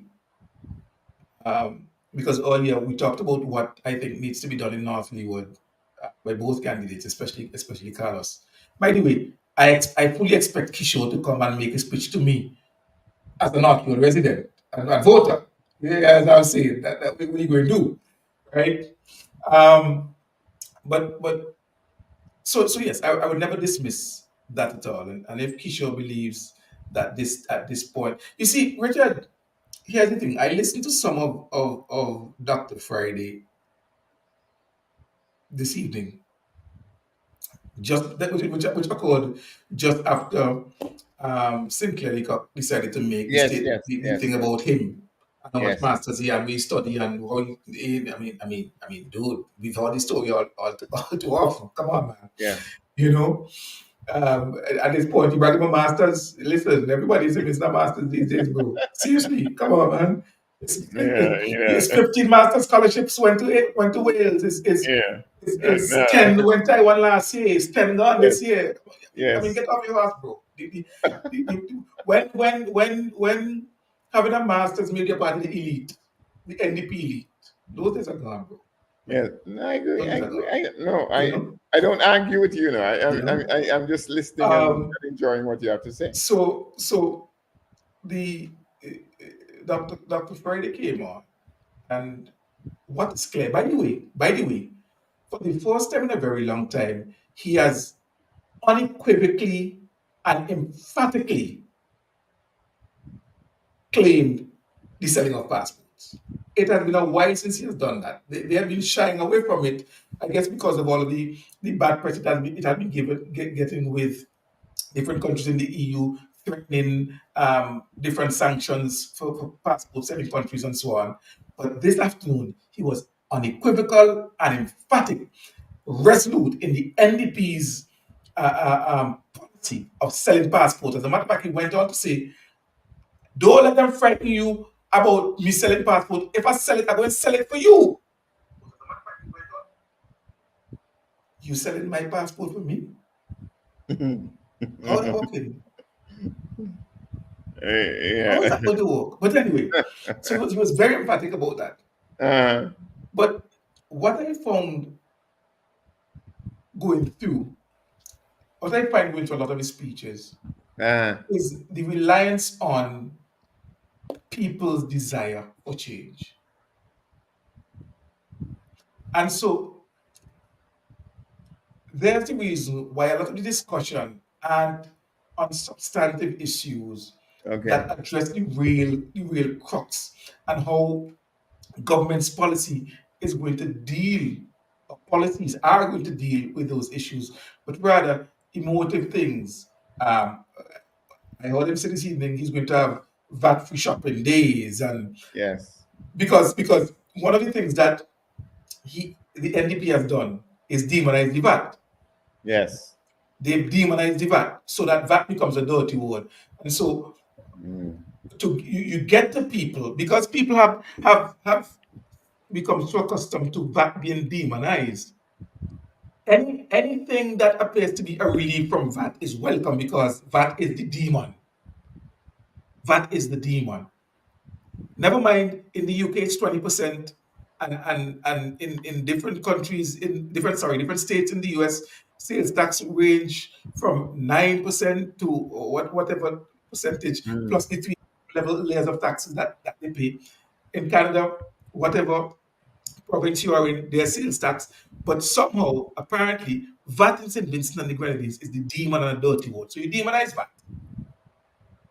And you pretty much demonize everything that the government has done so that once you mention those things, you pull on the heartstrings and the emotions of people.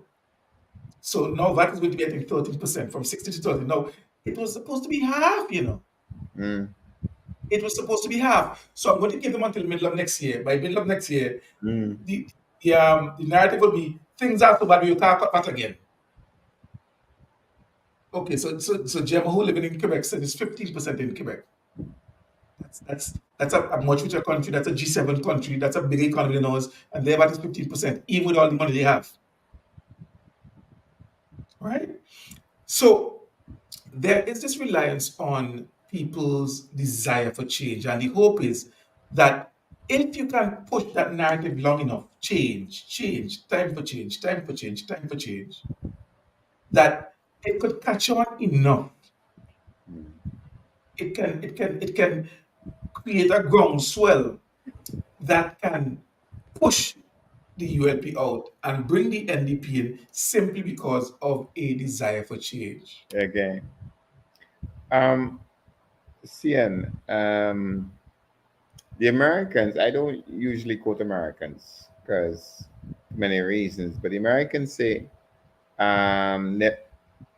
why fix it if it's not broken? Right. You understand? Why fix it if it's not broken? Before I well, I shouldn't ask you anything else because Jesus, I've been asking you all kind of thing today, and mess up your whole in terms of what you would plan. But we have a The bad Badu Hills, let me name. put it into Badu Hills. I don't know who Yes, you are, but we not welcome different. Badu Hills and Anyway, a few weeks ago, an old teacher of mine, sorry, not an old teacher, former lecturer of mine at Teachers College was on one of the programs. I don't know if he's on tonight, but if he is, or this evening, Mr. Sharma, if you're watching, good evening. right. Okay, and we always want people to come on the live on the comments, say hello, so that we can acknowledge you because you know we do this not for ourselves, we do this for the country, for our people, for our nation. We don't expect you to agree with everything we say. We don't expect you to agree with anything we say. What we expect you to do is to listen and share your own view and say, well, no, I don't think that this is right, but because what we seek is clarity for the country. You know, that's what we actually seek. Cian, I'm sorry, but over to you because I mean, there's just so much we can talk about because, as you know, Cian, for example, uh, we have the past week the agricultural exercise, the exhibition, and nations from across the region came. We know that CARICOM wants to reduce the food bill by 50%, you know, by 2050, I think it is. And that was a significant exercise, you know, and how we're going to go about doing that. We also know for a fact that the the redevelopment or the reconstruction, if you want, um, in in the Grenadines, southern and the Grenadines, but most of southern Grenadines, is going to take about $800 million, you know? And the question is, where do we find this money? And how do we find this money? You know? And how do we make sure that when we build better? All of these are questions that we have to answer, plus many, many more. I spoke to Dr. Gonzalez recently and I asked him if he would be willing to sit down with me and discuss how international politics and relations at present and international law influences, you know, the development of our country. And he agreed. We don't know the date yet, but we'll be having a special program to do that. My point is this, that there's so much that we can talk about. You know, you and I can sit down here for the next 2 hours and we will not exhaust anything. We'll just, you know. So I don't know, but over to you because I raise those things because I know you have deep consideration for those things. You understand?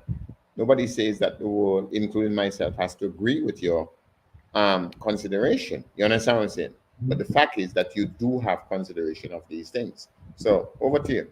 And that's the point. I always make the point that eh, for those individuals who come here, I, and I really appreciate them coming, and those who just look on and not comment, I appreciate that.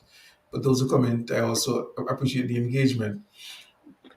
Those who share my political view, I agree with most of what I say, who are here, that's easy. But those who don't, but still come around, it might be painful, but you do anyway, and we're able to maintain a respectful situation engagement, and I really appreciate that.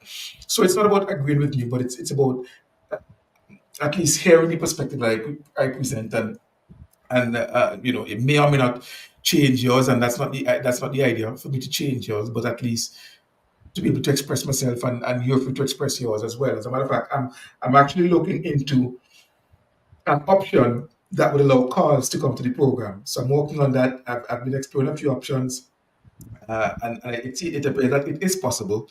So I'm exploring that. But look, there's so many things that are happening in our country, and a lot of them. We talk about, let's say, the issue of agriculture that Richard raised, and you talk about the GDP. One of the discussions that I hear a lot of the times, and coming from politicians, especially opposition politicians, is about the agriculture for export. And yes, we do export to some extent. We export livestock, we export wood crops, and so forth, and that's fantastic. But our export compared to our import is minuscule because chicken alone is more than how much times the level of produce that we export. I think one of the discussions that we need to have, and one of the promotions that we must encourage, is that Vincentians eat what we grow. Yeah. What we produce. And that is one of the safest, surest ways of reducing our import bill.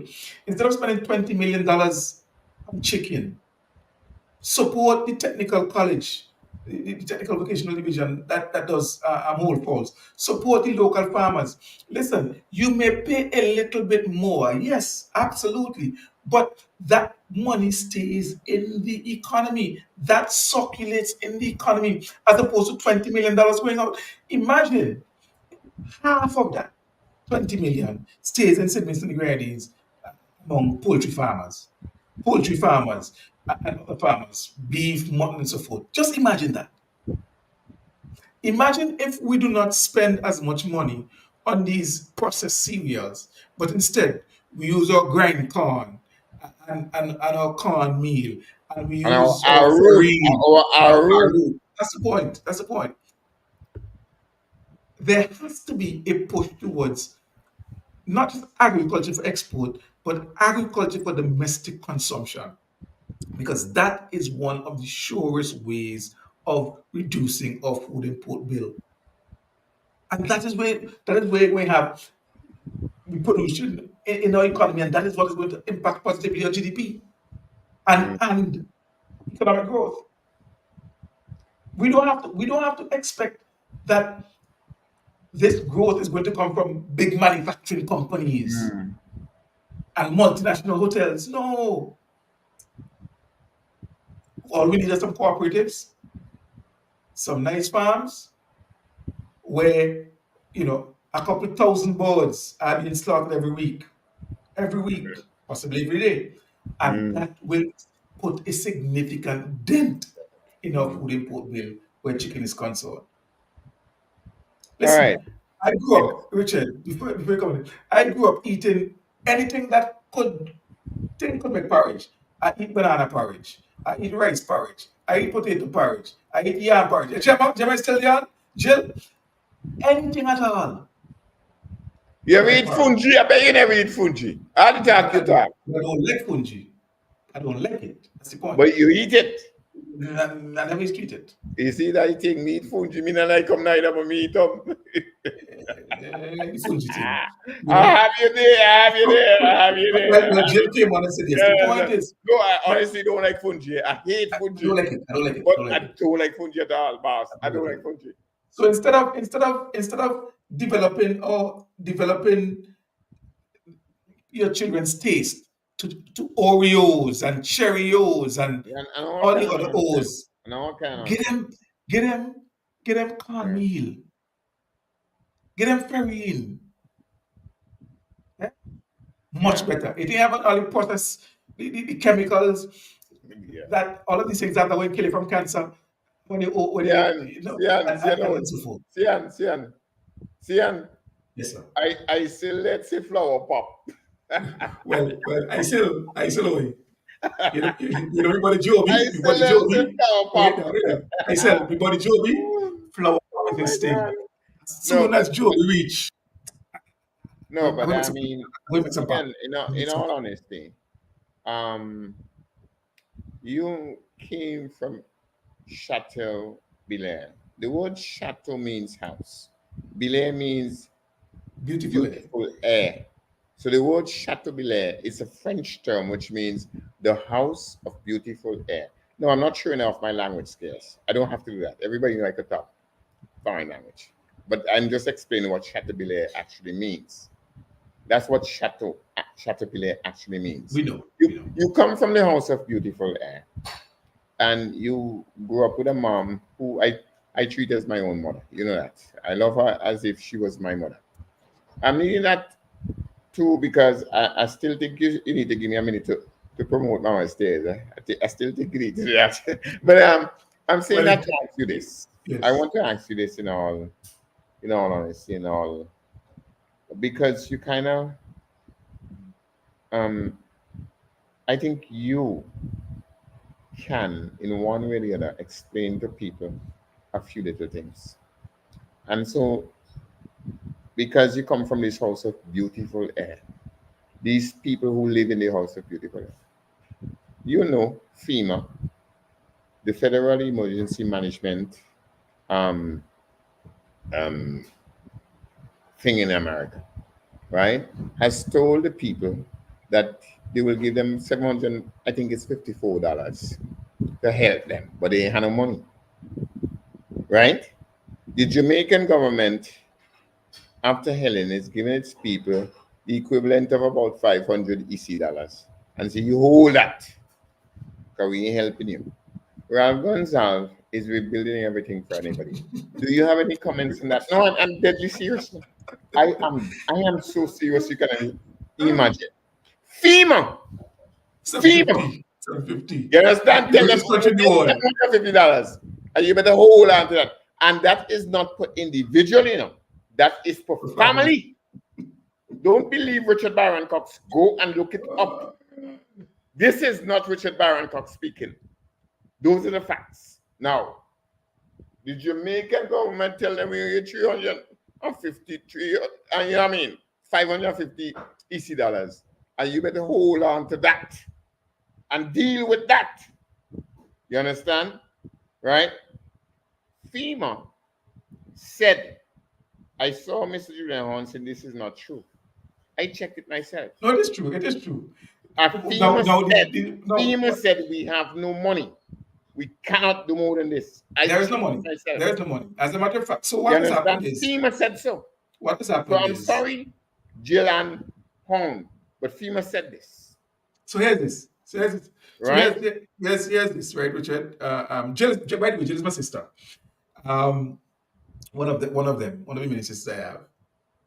So FEMA gave 750, they said, as an initial payment, Yes, with the hope that Congress comes back and passes the bill to give them more money.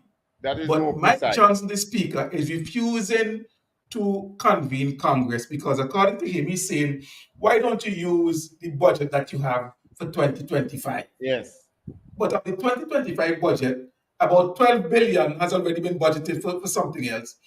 And so they're saying, uh, I think it's 30 billion they have. So yes, you only have 18 left, which is 18 for this year and next year, right? So that is the challenge that they're having right now. Having given the initial 750, they're not sure where the rest money will come from because they don't have no money for this year. The money that they're yes. being told to use is next year's Okay. money. It's Sian, next year's Sian, money, right? Sian, sorry. We had that when Mama stays. Yeah, that's fine. I mean, I guess No, I we have to realized finish. I realized that we're going to have to go over the 2 hours. That's fine, right? Um, that is the challenge. But you're right. So as a matter of fact, even in the hurricane 2 years ago, I believe it was, they gave them $30,000, Yes, right? Uh, while in St. Vincent and the Grenadines, we're building back houses. So we're not, St. Vincent and the Grenadines, a small open economy, small island developing state, is not giving you a check and say fend for yourself, but we are restoring you to the original or even better better, position better. that you In were every before the case, storm. we are making it better. And In so that is every the point. case, I we are think that's making the it better. point that is significant. That unlike rich countries Yes, where you're told, here's 10,000, here's 15,000, here's $30,000. We're actually restoring your life. We're giving you a brand new house. As a matter of fact, after the 2013 floods, when the then leader of the opposition suggested that the government go to courts and have them give discount and so forth for appliances and so on, the, our government, with the help of an investor, was able to give everybody brand new appliances and beds and so forth for their homes. So that's how it is done in some amazing right? And it goes back to the original question that we had, Richard, in the beginning, where's the calmness? And I believe it is, as Lydia said, and as I would put, that people are just confident that, listen, Ralph and the UAP going to take care of it. And really, the point that he made early, to engender that type of hope and what belief, Ralph does. where people can confidently, as old people say, put your pot on fire. Knowing that, yes. You know what I'm saying?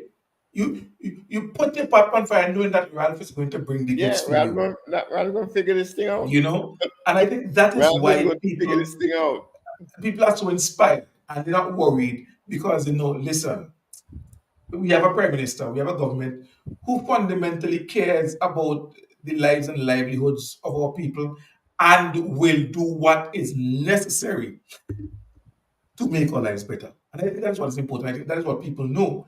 And you can't then blame individuals for supporting such a leader and such a government who they are convinced, based on the work of the government, based on the record of the government, they are convinced that that government has their best Okay, interest at Mr. heart. Marshall, I have to stop you Now because you keep saying Mama Stairs, and I'm sure you want to say Pauline Bramble. yeah, But is that yeah, right? right. Mr. Marshall, I have to stop you because the fact is you're supposed to be here for 2 hours. You're Yes. overspent your welcome, Assume Mr. so, assume Marshall. so, assume so. But people they are. So yeah, go ahead.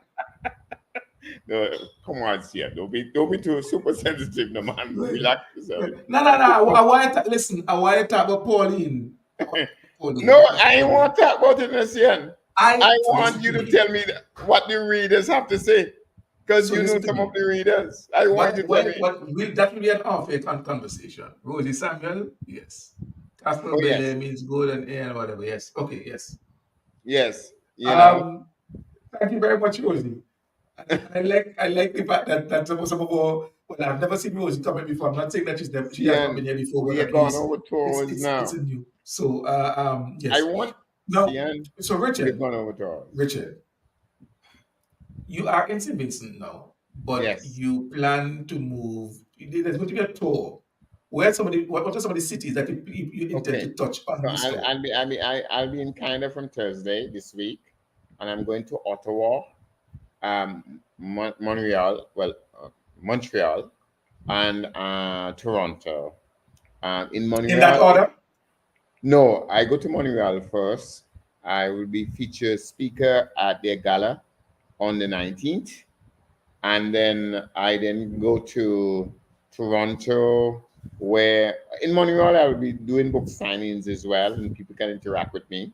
I asked everybody So that's who Saturday online. night coming. So that's Saturday night coming in Montreal. Yes, I will be in Okay. Montreal, right? And then I then go to Thank you very much, speaker. Like Richard all that. But go ahead.